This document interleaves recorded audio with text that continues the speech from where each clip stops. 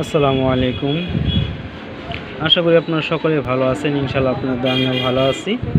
তো আবার নিয়ে আসলাম আপনাদের মাঝে অনেকেই ব্রাদার প্রিন্টার আপনার ক্লিন কিভাবে করে সেটা তারা কি জানে না। তো এই হচ্ছে আপনার ব্রাদার প্রিন্টার। তো এই ব্রাদার প্রিন্টার আপনার কিছু সময় হয়তো বা দেখা যাচ্ছে যে আপনার কালি মিস করে। তো সেটা আজকে আপনাদের দেখাবো কিভাবে কালিটা মিস করে।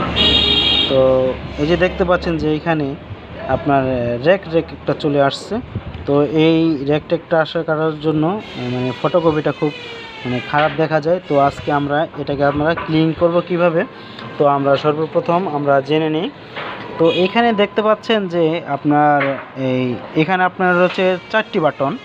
এই যে 1 2 3 4 4টি বাটন। তো আমাদের যেহেতু এখন ব্ল্যাক আমরা ক্লিন করব, তো ব্ল্যাকটা ক্লিন করার ক্ষেত্রে আমাদের যা করতে হবে, এই স্টপ বাটন আর হচ্ছে আপনার কপি বাটনটি চেপে ধরতে হবে। দুইটা একসাথে চেপে ধরতে হবে, তাহলে মনে করেন যে আপনি আপনার অপশনে চলে যেতে পারবেন। তো আমি দেখাচ্ছি আপনাদের কীভাবে করবেন। তো আমি স্টার এবং এই স্টপ এবং কপি বাটন আমি চেপে রাখছি।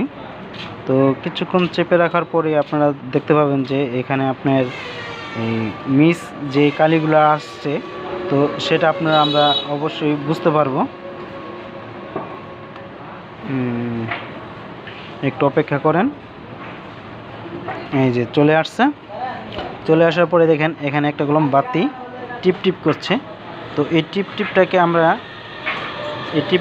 আমরা এখন মেনে বুঝে নিব যে আমরা এখন আমাদের যেই কালিটাকে আমরা ক্লিন করতে যাচ্ছি, যদি আমরা ব্ল্যাক এবং হোয়াইটটা যদি ক্লিন করি, তাহলে আমাদের হোয়াইট বাটনটিকে চাপতে হবে।